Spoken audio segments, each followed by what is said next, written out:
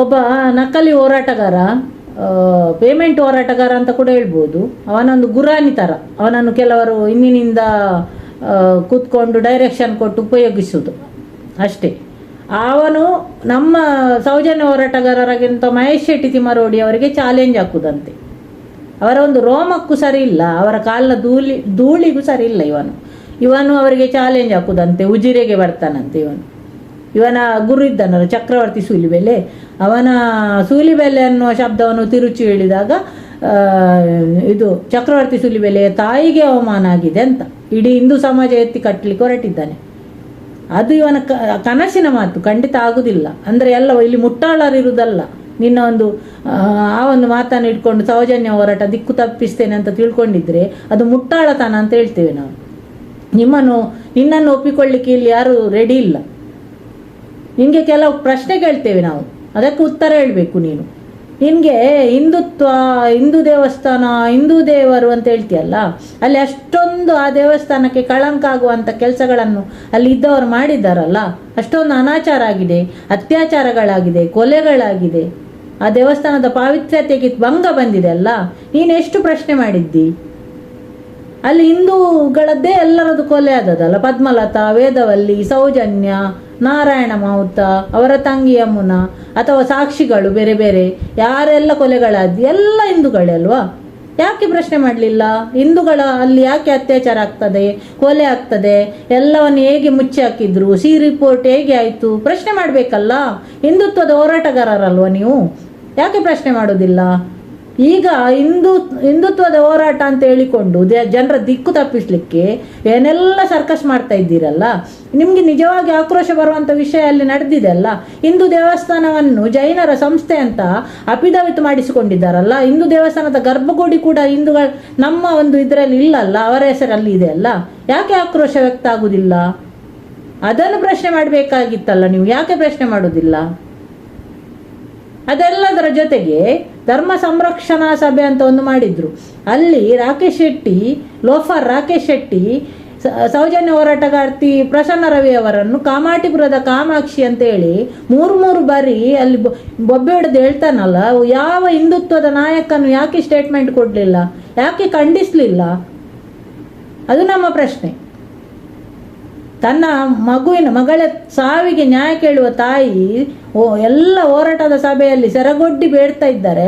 ಆ ಸೆರಗಿನ ಬಗ್ಗೆ ಒಬ್ಬ ಉಜಿರೆ ಅಶೋಕ ಭಟ್ಟ ಎಷ್ಟು ಕೆಟ್ಟದಾಗಿ ಅವರನ್ನು ತೇಜೋವಧೆ ಮಾಡಿದ್ದಾನೆ. ಆ ಸೆರಗಿನ ಬಗ್ಗೆ ಮಾತಾಡಿ ಇಡೀ ಹಿಂದೂ ಮಹಿಳೆಯರ, ಇಡೀ ಸಮಾಜದ ಮಹಿಳೆಯರ ಸೆರಗಿನ ಬಗ್ಗೆ ಮಾತಾಡಿದ್ದಾನೆ.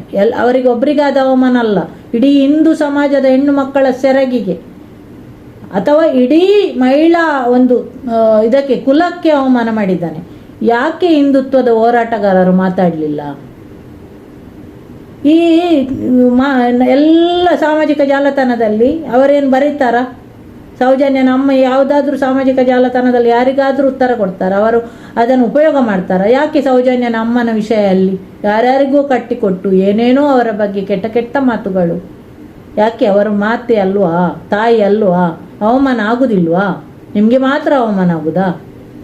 ಇಡೀ ಹಿಂದೂ ಸಮಾಜದಲ್ಲಿ ಗೊಂದಲ ಎಬ್ಬಿಸಬೇಕು.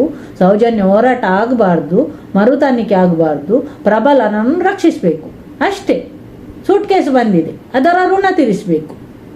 ಅದಕ್ಕೆ ಬೇರೆ ಬೇರೆ ರೀತಿಯ ಮುಖವಾಡಗಳು, ಧರ್ಮ, ದೇವರು, ದೇವಸ್ಥಾನ ಅನ್ನೋದು. ಯಾಕೆ ಇಂಥ ನಕಲಿ ಹೋರಾಟ? ಹೇಳ್ಬೋದಲ್ಲ ಬಾಯಿ ಬಿಟ್ಟು, ಪ್ರಬಲರನ್ನು ರಕ್ಷಿಸಲಿಕ್ಕೆ ನಾವು ಕಮಿಟೆಡ್ ಆಗಿದ್ದೇವೆ ಅಂತ ಒಪ್ಪಿಕೊಳ್ಳಿ. ನೀವು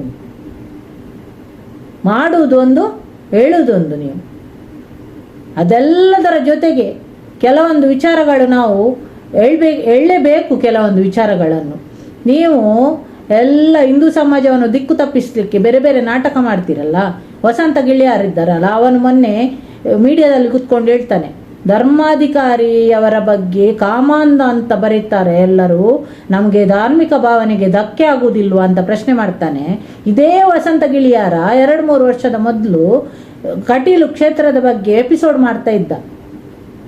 ಆಗ ಅಸುರರೋ ಅಂತ, ಅಂದರೆ ಅಸ್ರನ್ನರು ಏನು ಅಲ್ಲಿ ತಲೆತಲಾಂತರದಿಂದ ದುರ್ಗಾ ಪರಮೇಶ್ವರಿ ಅಮ್ಮನನ್ನು ಪೂಜೆ ಮಾಡಿಕೊಂಡು ಬರುವಂಥ ಏನು ಅಸ್ರನ್ನರ ಕುಟುಂಬ ಇದೆ, ಅದನ್ನು ಇವನು ರಕ್ಕಸರಿಗೆ ಹೋಲಿಸಿದ್ದ.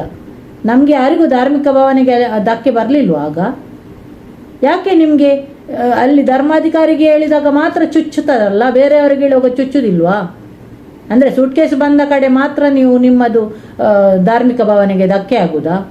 ಇದೆಲ್ಲ ನಾವು ಕೇಳಲೇಬೇಕಲ್ಲ. ಸೂಲಿಬೆಲೆ ಮೇಲೆ ಚಕ್ರವರ್ತಿ ಸೂಲಿಬೆಲೆ ಮೇಲೆ ಆಕ್ರೋಶದ ಮಾತಾಡಿದ್ರಲ್ಲಿ ತಪ್ಪೇನು? ಒಂದು ಸಮಯದಲ್ಲಿ ಬಂದು ಸೌಜನ್ಯನಿಗೆ ನ್ಯಾಯ ತೆಗೆಸಿಕೊಡ್ತೇನೆ ಅಂತ ಬಂದವನು ಅಲ್ಲಿ ಹೋಗಿ ಡೀಲಿಂಗ್ ಮಾಡಿಕೊಂಡು ಸೂಟ್ಕೇಸ್ ಇಟ್ಕೊಂಡು ಹೋದವನು ಈಗ ಸಮೀರ್ನ ವಿಡಿಯೋ ಬಂದ ಮೇಲೆ ಎಲ್ಲಿಂದ ಪ್ರತ್ಯಕ್ಷ ಆದದ್ದು? ಇಷ್ಟೆಲ್ಲ ನಡೆದಿದಲ್ಲ. ಯಾರಾದರೂ ನೀವು ಹಿಂದೂ ಹೋರಾಟಗಾರರು ಓಲಾಟಗಾರರು ಅಂತ ಹೇಳ್ತೀರಲ್ಲ, ಜಸ್ಟಿಸ್ ಫಾರ್ ಸೌಜನ್ಯ ಅಂತ ಯಾವಾಗಾದರೂ ಒಂದು ಪೋಸ್ಟ್ ಹಾಕಿದ್ದೀರಾ? ಯಾವಾಗಾದರೂ ಒಂದು ಸೌಜನ್ಯಗೆ ನ್ಯಾಯ ಸಿಗಬೇಕು ಅಂತ ಹೇಳಿದ್ದೀರಾ? ನಿಮಗೆ ಆತ್ಮಸಾಕ್ಷಿ ಅಂತ ಇದೆಯಾ? ಇಷ್ಟೆಲ್ಲ ಮಾಡುವಾಗ ಅದು ಚುಚ್ಚುವುದಿಲ್ವ ಒಳಗಿಂದ? ನಿಮಗೆ ನೈತಿಕತೆ ಇದೆ? ನಿಮಗೆ ಧರ್ಮದ ಬಗ್ಗೆ, ದೇವರ ಬಗ್ಗೆ, ದೇವಸ್ಥಾನದ ಬಗ್ಗೆ ಮಾತಾಡಲಿಕ್ಕೆ ನೈತಿಕತೆ ಇದೆಯಾ ಅಂತ ಕೇಳುವುದು. ಇಷ್ಟೆಲ್ಲ ಅವಾಂತರಗಳು ನಡೆದಿದೆ. ಇಂದು ಬಡ್ಡಿ ದಂಧೆ ನಡೀತದೆ, ಅಕ್ರಮ ಬಡ್ಡಿ ದಂಧೆ. ದಿನಕ್ಕೊಂದು ಕತೆಗಳು ಬರ್ತದೆ. ವರ್ಷಕ್ಕೆ 528 ಕೋಟಿಗಿಂತ ಮೇಲೆ ಕೇವಲ 20 ರೂಪಾಯಿ ಕಲೆಕ್ಷನ್ನಲ್ಲಿ ಒಟ್ಟು ಮಾಡ್ತಾ ಇದ್ದಾರೆ. ಅಕೌಂಟಲ್ಲಿ ತೋರಿಸ್ತಾ ಇಲ್ಲ. ಇಂಥ ಅನಾಚಾರ ನಡೀತಾ ಇದೆ. ಅದನ್ನೆಲ್ಲ ಉಪಯೋಗಿಸಿಕೊಂಡು ಇಂಥ ಕೇಸುಗಳನ್ನೆಲ್ಲ ಮುಚ್ಚಿಸಿ ಹಾಕ್ತಾರೆ. ಒಬ್ಬನೇ ಒಬ್ಬ ಹಿಂದುವಿಗೆ ಆಕ್ರೋಶ ಇಲ್ಲ. ಈಗ ಬಂದು ಅವರು ತಾಯಿಗೆ ಅವಮಾನ ಮಾಡಿದ್ದಾನೆ, ಆ ದೇವಸ್ಥಾನಕ್ಕೆ ಅವಮಾನ ಮಾಡ್ತಾರೆ, ದೇವರಿಗೆ ಅವಮಾನ ಆಗ್ತದೆ, ಧರ್ಮಕ್ಕೆ ಅವಮಾನ ಆಗ್ತದೆ. ಏನು ಗುತ್ತಿಗೆ ಪಡ್ಕೊಂಡಿದ್ದೀರಾ ನೀವೆಲ್ಲ ಧರ್ಮವನ್ನು?